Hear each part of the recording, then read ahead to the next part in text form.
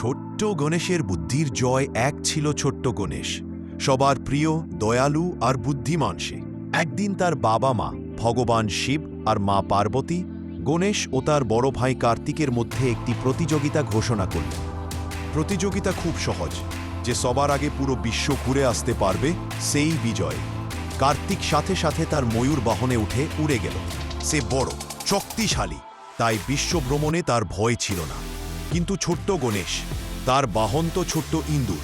এত বড় পৃথিবী ঘুরে আসতে কত সময় লাগবে? গণেশ একটু ভেবে নিল। সে জানত শক্তির চেয়ে বুদ্ধি বড়। গণেশ শান্তভাবে উঠে গেল তার ইন্দুর বাহনে। তারপর সে ধীরে ধীরে বাবা মাকে 3 বার প্রদক্ষিণ করল।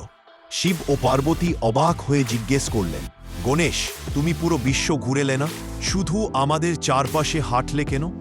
গণেশ হেসে বলল, মা বাবাই তো সন্তানের সম্পূর্ণ জগৎ। আপনাদের প্রদক্ষিণ করা মানেই আমার কাছে পুরো বিশ্বকে সম্মান করা।